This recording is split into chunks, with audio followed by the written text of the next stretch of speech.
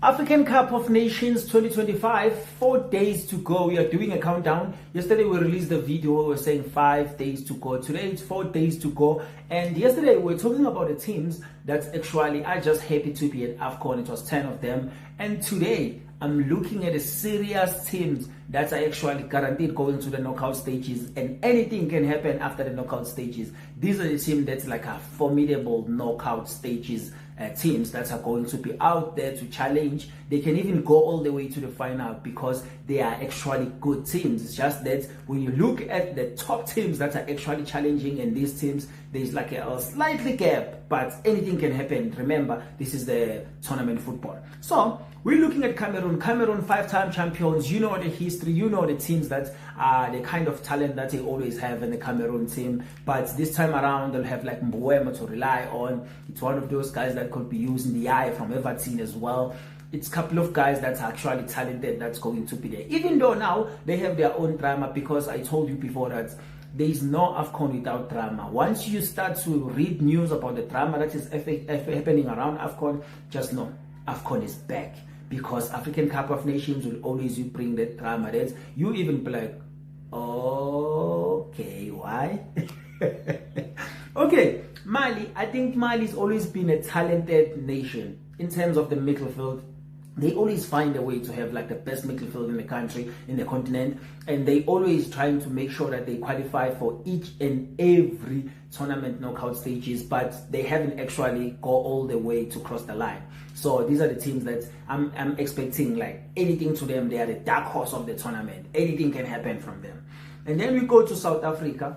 Last year's the previous tournament bronze medalist, South Africa. I think the advantage South Africa comes with in the tournament is actually the discipline they have tactically, and also the team spirit that they are bringing, because a lot of these players are playing together and they have the most squad that is playing actually in the country. Like we have few players that are playing abroad and outside South Africa. So there's quite a lot of the players playing in the country. So I think South Africa can use that momentum that they did in the last tournament just to go all the way up, just maybe to win everything, or maybe to be in the finals. Because I think what can you do best after finishing number 3 is to go all the way up. Because if you go down, it's not even a success for you. It's not even a progress. It's something bad. So we're moving on to Tunisia.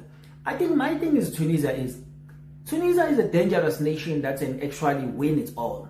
But they always lack something. Like this is the team that will qualify in their group stages easily. Will go all the way, maybe win the last 16 game easily. Win the maybe quarterfinal easily, and then stuck in the semi-final or stuck in the quarterfinal. This is the nation that comes up with that because they have a lot of quality talent that they have on their side, but they actually just need that one specific thing so they can cross the line. So I think it's actually most of their thing that they would like to cross the line or not, but you will see AFCON 2025 is just around the corner. It's actually here. And then we go to DRC.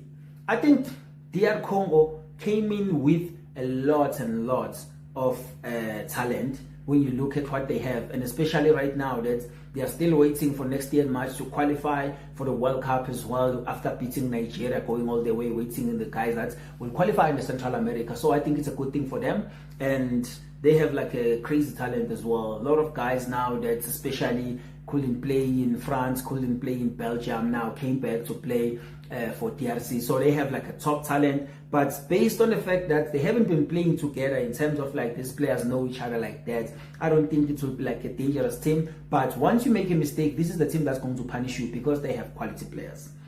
Looking at Burkina Faso, these are the 2013 finalists. And I mean, if you've been a finalist before, we always expect you to actually build up from that momentum. So I think Burkina Faso haven't been something like that, even though they're quite a good team that reaches like the knockout stages in almost most of the African Cup of Nations tournament. So this is the team that is out there as a dark horse as well in my list. So I'm thinking they might do something in this tournament.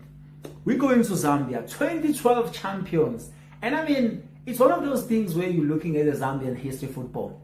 You're thinking, these guys won the 2012 one, but after that, they actually did nothing. You see, if you've won something, people expect you to come back and just make that noise. Even if you don't win something, just come back and make the noise. Be that team that will always qualify for the AFCON, will always make sure that they keep up a good run in the tournament. So I think Zambia, something went on. Even though you're looking at the talent, their talent has been deep actually in the past years. So now I think they are in a phase of like rebuilding, try to get a new talent into the team. And I think my last dark horse nation is Gabon. I think the most interesting thing about Gabon is their striking force. They are actually so dangerous in the striking force. They still have Pierre-Emerick Aubameyang, which is actually a good striker. He can play as a false nine, he can play as more of a winger, but it's just a good team. And I think that team is actually dangerous going forward. Their defense, they have a bit of experience, but I don't think if they're going against the teams that are actually have fast wingers and also quicker attackers, maybe they could struggle with that. But this is a team that, for me, they are going to the knockout stages, and then things will just happen and go south maybe in the knockout stages, or they can go all the way to the final, and then it's all up to them if they win this or not.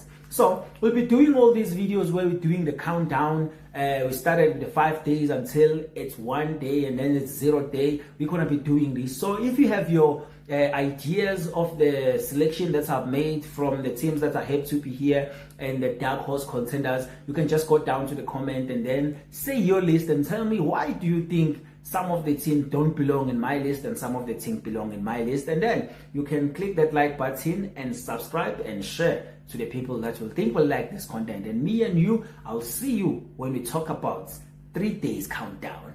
Bye.